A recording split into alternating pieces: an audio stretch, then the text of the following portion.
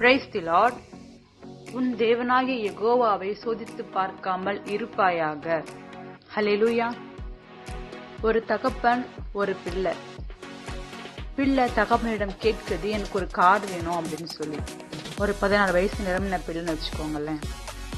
இப்ப தகப்பன் சொல்ற, உனக்கு அதுக்கான மெச்சூர்டு இல்லை, உனக்கு அதன் வயசு வரல, ஸோ அதனால கொஞ்ச நாள் வெயிட் பண்ணி நான் வாங்கி தரேன்னு சொல்றாரு. பிள்ளை அடம் பிடிச்சு, இல்லை நீங்க வாங்கி கொடுத்தே ஆகணும்னு சொல்லவே சரி வர வழி இல்லாம தகப்பன் ஒரு கார் வாங்கி கொடுக்கறாரு பிள்ளைக்கு. சில நாட்கள் கழிந்தது. ஒரு சில ஆக்சிடென்ட்ல தன்னுடைய பிள்ளையோட ஜீவன் போச்சு. ஹல்லேலூயா. தகப்பன் ரொம்ப வேதனைப்பட்டாரு. இதுல யாருடைய தவறு இருக்கு?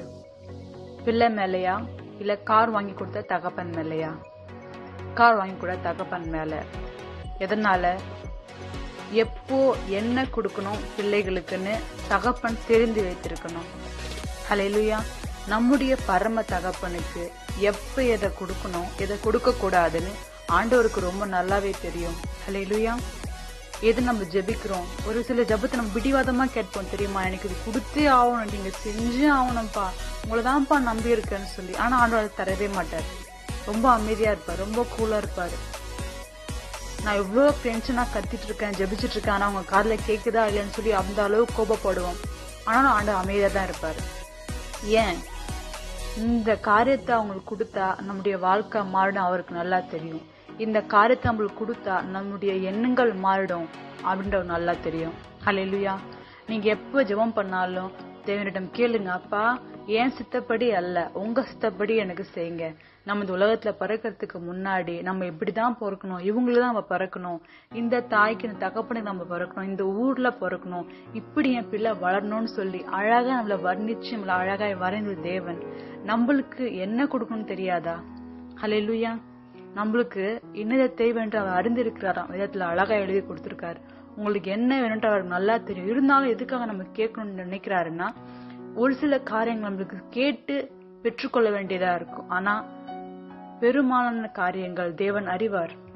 அவருக்கு மறைவானது ஒன்றுமில்லை. ஹல்லேலூயா. நான் சில நாட்களுக்கு முன்னாடி எனக்கு ஹேர் ஸ்மூத்திங் பண்ண ரொம்ப ஆசை, ஹேர் ஸ்ட்ரைட்னிங் பண்ண ரொம்ப ஆசை. நான் ஜெபிச்சேன், ஆண்டவரே எனக்கு ஹேர் ஸ்மூத்திங் பண்ண ரொம்ப ஆசையா இருக்கு, எனக்கு ஸ்மூத்திங் பண்றதுக்கு பணம் வேணும் அப்படின்னு சொல்லி நான் ஜெபிச்சேன். எல்லாரும் சொன்னாங்க, நிறைய பேர் இது மாதிரி வந்துட்டு ஹேர் ஸ்மூத்திங் பண்ணா ஹேர் ஃபால் ஆகும் அது இதுன்னு சொன்ன. யாரு பேச்சும் கேட்கல.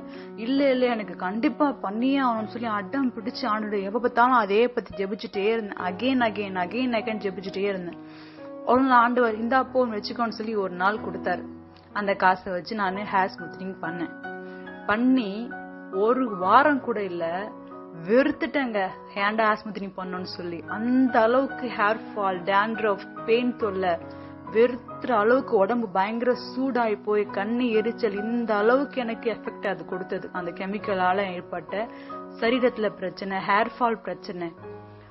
பியூட்டிஷியன் கிட்ட போன் பண்ணி கேட்டா அவங்க என்ன சொல்றாங்கன்னா, அப்படிதாங்க இருக்கும் ஹேர் ஸ்மூத்திங் பண்ணா. ரொம்ப நாள் ஆச்சு அந்த ப்ராப்ளத்துல இருந்து வெளியில வர்றதுக்கு எனக்கு. ஹல்லேலூயா. யோசிச்சு பண்ணுங்க. தேவன் ஒரு நாளும் நமக்கு அநியாயம் செய்ய மாட்டார். எது கேட்டாலும் தேவ சித்தத்தின்படி கேளுங்க. அப்பா உங்க சித்தத்தின்படி எனக்கு செய்யுங்கப்பா, நான் உங்களை சோதிக்கலப்பா, நான் உங்க சித்தத்துக்கு என்ன ஒப்பு கொடுங்க. தேவனோடு கூட இருப்பாரு. அன்பரே இத நேர்லயும் தகப்பனே உங்க கரத்துல ஒப்பு கூட ஒவ்வொரு பிள்ளைங்க பொறுப்படுத்திக் கொள்ளுங்க, பாதுகாத்துக் கொள்ளுங்க. கர்த்தர் கூட இருந்து வழி நடத்துங்க. இயேசு கிறிஸ்துவின் நாமத்தில் ஆமீன்.